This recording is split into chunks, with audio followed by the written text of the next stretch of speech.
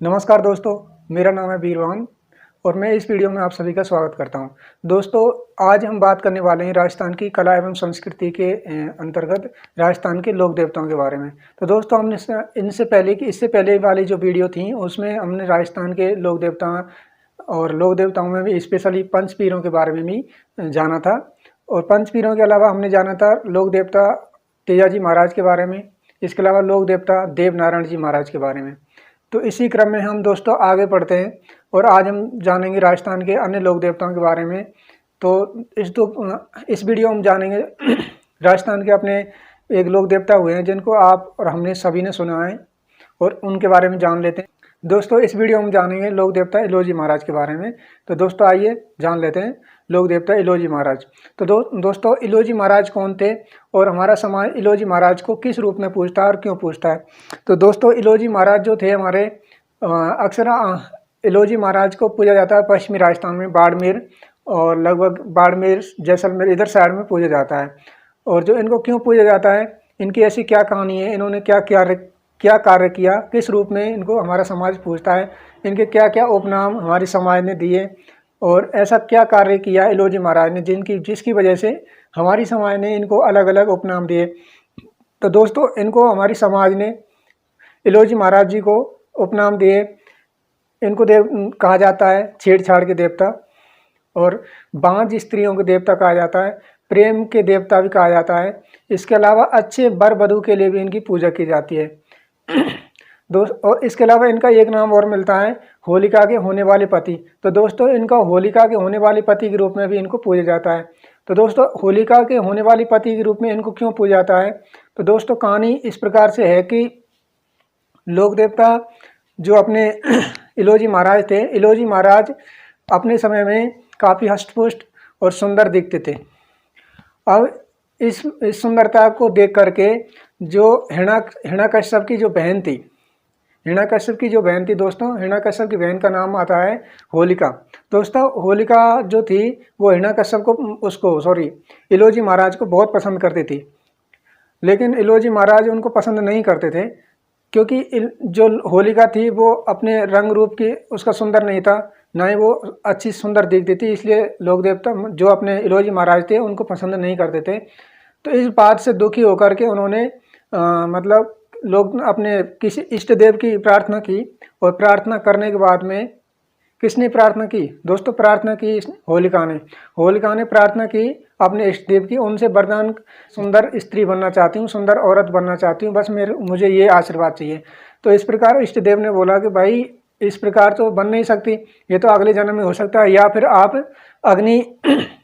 अग्नि स्नान करें तब हो सकता है। तो दोस्तों होलिका ने कहा कि अगर मैं अग्नि स्नान करूंगी तो अग्नि में तो मैं जल जाऊंगी, तो मैं अग्नि स्नान कैसे करूं। तो इष्ट देव ने उनके लिए एक ऐसा कपड़ा दिया, ऐसा एक अपने उसके शरीर को ढकने के लिए तन कपड़ा दिया जिससे कि वो जले ना, और उसको पहन करके वो होलिका आग के अंदर बैठ जाए। इस प्रकार दोस्तों उस वरदान को पा करके होलिका जब आग के अंदर बैठी तो आग से बाहर निकलने के बाद में अग्नि स्नान करने के बाद में होलिका बहुत ही सुंदर हो गई थी। तो दोस्तों जब होलिका इलोजी महाराज के सामने गई तो इलोजी महाराज उसको देख करके मोहित हो गए और उसको मन ही मन प्रेम करने लगे। इस प्रकार होलिका और इलोजी महाराज के मध्य में प्रेम पनपा। तो दोस्तों प्रेम पनपा, तो जब दोनों के मध्य में प्रेम पनपा तो इलोजी महाराज और होलिका के मध्य में शादी का प्रस्ताव चला। उन्होंने शादी के लिए एक दूसरे से राजी हो गए।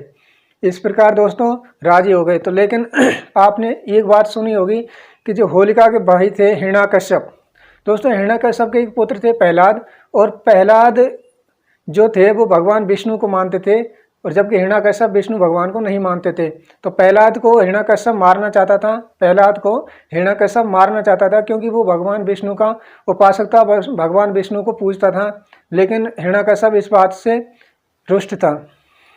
इस प्रकार दोस्तों जब हिरण्यकश्यप को इस बात का पता चला कि मेरी बहन इलोजी को पसंद करती है और इलोजी से शादी करना चाहती है, तो और उन्होंने रखा है कि भाई हम उस समय शादी करेंगे, तो हिरण्यकश्यप ने अपनी बहन के सामने प्रस्ताव रखा कि मैं आपकी शादी एक शर्त पर कर सकता हूँ कि अगर तुम मेरे इस पुत्र को अपने तुम्हें जो वरदान प्राप्त है आग में बैठने का, अग्नि में बैठने का, जिससे तुम तो जलोगी नहीं लेकिन मेरा पुत्र मर जाएगा और ये मुझे इससे छुटकारा मिल जाएगा दोस्तों।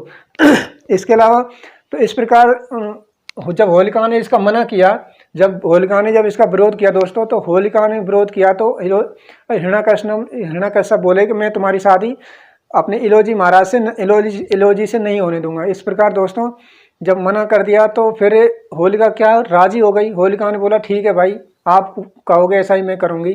तो दोस्तों इस प्रकार जब होलिका अपने भतीजे को प्रहलाद को लेकर के उस अग्निकुंड में बैठ गई, अग्निकुंड में जब बैठी तो ये तो ईश्वर की मेहरबानी थी कि जो दुशाला जो कपड़ा होलिका ने पहना हुआ था, जो ओढ़ा हुआ था जो कपड़ा, वो अपने किस पे आके प्रहलाद के ऊपर आके गिर गया। प्रहलाद उससे ढक गया और जो होलिका थी वो जल गई। तो इस प्रकार दोस्तों जब होलिका जल गई, आपने होलिका जल गई, होलिका के जलने के बाद में दोस्तों होलिका जल गई। दूसरे दिन होलिका जब जिस दिन होलिका जली थी उस दिन था घटना घटी थी, वो फाल्गुन माह की पूर्णिमा को घटी थी। ठीक है दोस्तों, जब फाल्गुन माह की पूर्णिमा को ये घटना घटी थी। और अगला जो माह आता है वो चैत्र शुक्ल प्रतिपदा आता है, का दिन आता है। तो चैत्र शुक्ल प्रतिपदा को अपने इलोजी महाराज उन शादी मतलब अपनी बारात लेकर के आ रहे थे, होलिका से शादी करने के लिए आ रहे थे। तो इस प्रकार जब होलिका अपने इलोजी महाराज सज धज के दूल्हा बन करके जब अपने होलिका के गांव में पहुंचे, होलिका के पास वहां गए, तो वहां उन्होंने सुना कि होलिका तो कल ही जल चुकी है, होलिका तो कल ही जल चुकी है, यानी कि वो तो मर चुकी है। इस प्रकार जब इलोजी महाराज को जब पता चला कि ये तो मेरे साथ घोर अनर्थ हो गया और मुझे होलिका छोड़ के चली गई, तो दोस्तों इस प्रकार जब इस बात से अपने जो इलोजी महाराज थे इतने नाराज हुए, इतने गम में बैठ गए कि वो जाकर के जहाँ पे होलिका जली थी उस स्थान पर जाकर के जो उनका जो भस्मी थी, चिता की जो भस्म बचती है, उसको अपने शरीर पर लपेट कर रोने लगे। जब रोने लगे तो दोस्तों अपने वो ऐसे हो गए, मतलब जैसे आप जानते हैं कि होली धूलनी किस तरीके से मनती है, धूल और मिट्टी कीचड़ इस तरीके से, तो इस प्रकार से अपने इलोजी महाराज इस तरीके से पागल जैसे हो गए थे। तो इसलिए अब दोस्तों इसमें ये कहानी थी जो मैंने आपको बताया है। अब इस कहानी में मेन बात ये है कि जब होलिका जल चुकी थी तो इलोजी महाराज उसके गम में डूब गए थे, और गम में डूब गए थे तो उसी दिन से जो होलिका है, होलिका इसी दिन हर वर्ष होलिका मनाई जाती है। होलिका कब मनाई जाती है? फाल्गुन की शुक्ल पूर्णिमा को मनाई जाती है। इसके अलावा जो होलिका मनाई जाती है उससे अगला दिन जो आता है दोस्तों वो आता है धूलेंडी का। तो दोस्तों धूलेंडी का जो दिन आता है, जब अगले दिन जब धूलेंडी मनाई जाती है, तो जब धूलेंडी इसीलिए मनाई जाती है कि क्योंकि उस दिन इलोजी महाराज जो अपनी होलिका के जो चिता थी उसको लपेट करके रोए थे, इसलिए होलिका मनाई जाती है। उन्हीं की याद में होलिका मनाई जाती है। तो आपको पता चला होगा कि होलिका क्यों मनाई जाती है। तो होलिका मनाई जाती है इलोजी महाराज की याद में मनाई जाती है। होलिका जब जली थी उसकी जो भस्म थी, उसकी जो चिता की भस्म थी बची थी, जो राख बची थी, उसको अपने शरीर पर लपेट करके रोने लगे थे, गम में डूब गए थे। तो दोस्तों इनके जो कुछ उपनाम मिलते हैं, सबसे पहले इलोजी महाराज के जो उपनाम मिलते हैं दोस्तों, उपनाम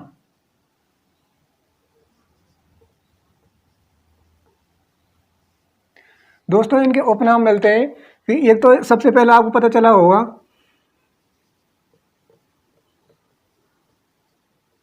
होलिका के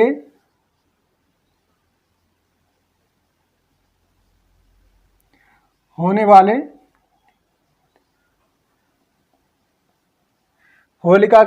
पति। एक तो ये इनका एक उपनाम मिलता है होलिका के होने वाले पति, ठीक है। इसके अलावा एक इनका उपनाम मिलता है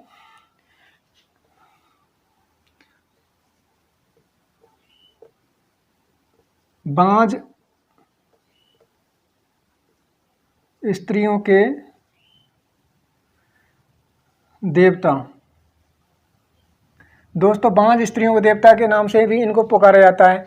दोस्तों इनकी जो पूजा होती है वो अच्छे वर वधू के लिए भी इनकी पूजा की जाती है। तो अच्छे वर वधू के लिए भी पूजा जाता है।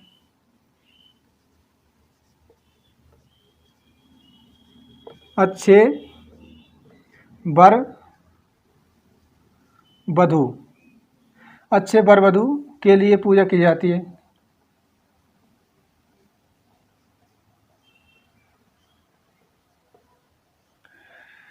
अच्छे वर वधू के लिए इनकी पूजा की जाती है। होलिका के होने वाले पति, बांझ स्त्रियों के देवता, इसके अलावा अच्छे वर वधू के लिए दोस्तों इनका एक नाम मिलता है छेड़छाड़ के देवता। छेड़छाड़ के देवता,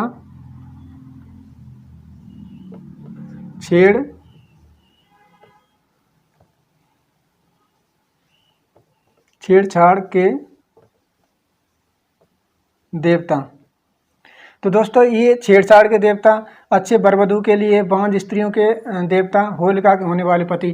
तो दोस्तों जिस स्त्री पर जो स्त्री बांझ होती है, अगर वो स्त्री इलोजी महाराज की पूजा करती है तो इलोजी महाराज उनको वरदान में पुत्र संतान की प्राप्ति देते हैं, संतान की प्राप्ति का आशीर्वाद देते हैं।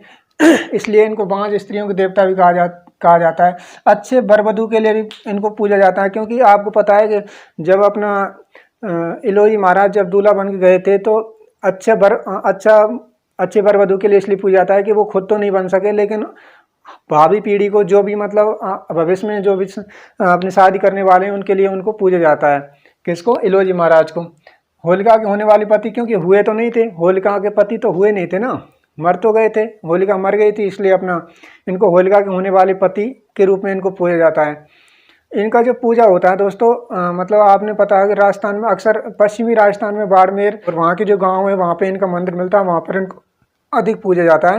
बाकी के पूरे भारत देश में होलिका मनाई जाती है, धुलेंड़ी भी मनाई जाती है, हर वर्ष मनाई जाती है। इलोजी महाराज हैं दोस्तों, इलोजी महाराज की जो मंदिर है, इलोजी महाराज के मंदिर में आदमकद नग्न प्रतिमा मिलती है। और इन आदमकद नग्न प्रतिमा इनकी, मतलब इनके मंदिर में आदमकद नग्न प्रतिमा इनकी मिलती है इनके मंदिर में। इलोजी महाराज के बारे में, इलोजी महाराज की जो नग्न प्रतिमा मिलती है, इनके शरीर पर जो मूर्ति होती है, इनकी मूर्ति होती है, उस पर किसी प्रकार का कोई वस्त्र नहीं होता है।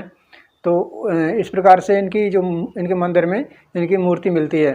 दोस्तों संतानहीन स्त्री इनकी पूजा करती है, जिससे पूजा करने से इनको अपने संतान की प्राप्त होती है। संतानहीन जो औरत होती है वो पूजा करने से संतानहीन स्त्री को बच्चा या मतलब संतान की प्राप्त होती है। और दोस्तों क्योंकि इनकी शादी तो हुई नहीं थी, इसलिए इनको आजीवन कुंवारे रहते, आजीवन कुंवारे के नाम से भी जाना जाता है। आजीवन कुंवारे कौन से देवता रहते, तो ऐसे महाराज हमारे इलोजी महाराज हैं।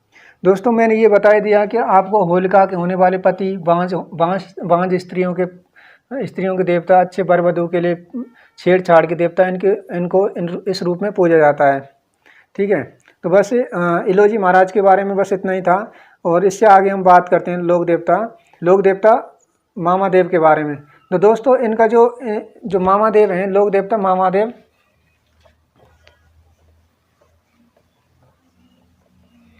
लोक देवता मामादेव, इनका एक उपनाम मिलता है दोस्तों। इनको कहा जाता है बरसात के देवता, बरसात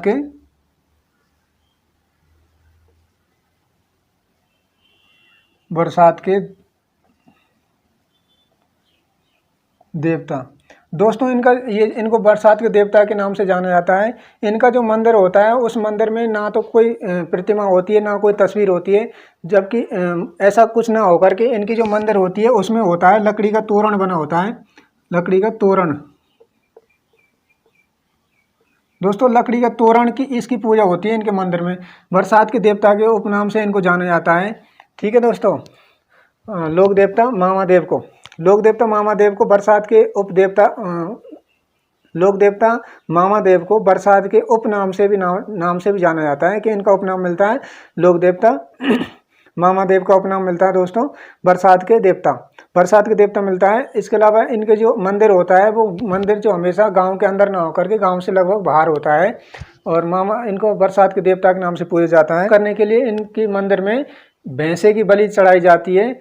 बस इस मामादेव के बारे में ज़्यादा कुछ नहीं है। इनको बरसात के देवता के नाम से भी जाना जाता है। इसके अलावा इनके मंदिर में तोरण पूजा जाता है। आपने देखा होगा शादी ब्याह में जब लड़का शादी करने आता है तो वो दरवाजे पर, वधू पक्ष की तरफ से जो दरवाजे पर लकड़ी का एक तोरण लगाया जाता है, तो उसी तोरण की मामादेव के पूजा की जाती है। इनके मंदिर में पूजा की जाती है, तोरण की पूजा की जाती है। इनको बरसात के देवता के नाम से जाना जाता है, और इनका जो मंदिर होता है वो गांव से लगभग बाहर होता है। दोस्तों हम जानते हैं लोक देवता जुझार जी के बारे में। जो जुझार जी का जो जन्म हुआ था दोस्तों, वो जुझार जी का जन्म हुआ था इमलोह। दोस्तों इमलोह गांव पड़ता है सीकर में। तो दोस्तों इमलोह गांव सीकर में पड़ता है। इमलोह गांव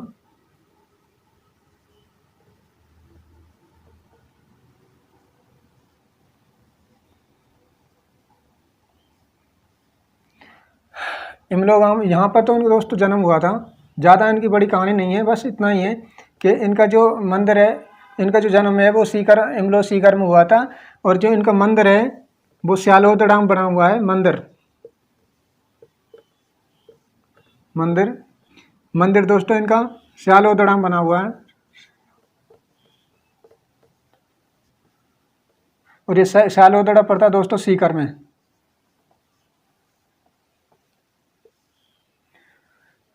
स्यालोदड़ा सीकर में पड़ता है। और ऐसा क्या कार्य किया था जिसकी वजह से हमारा समाज इनको पूछता है? तो दोस्तों जुझार महाराज जो थे, जुझार जी महाराज की एक समय की बात है। जुझार जी महाराज आ रहे थे, किसी शादी से आ रहे थे, किसी शादी में गए थे और वापस आते समय उन्होंने देखा कि कुछ व्यक्ति गायों को इकट्ठा करके ले जा रहे थे, कुछ आक्रांता, और वो उस गायों को मारने के लिए, काटने के लिए ले जा रहे थे।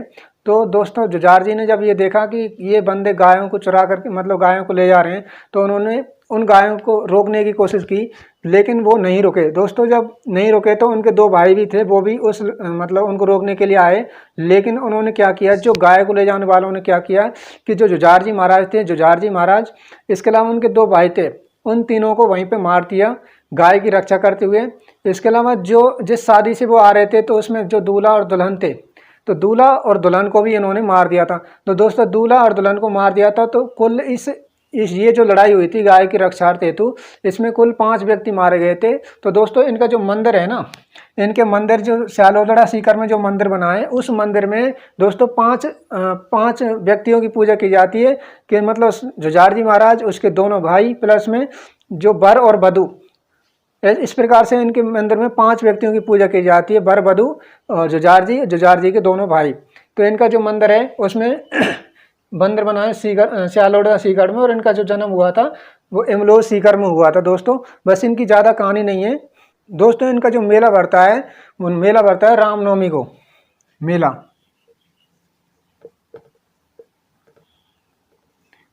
रामनवमी।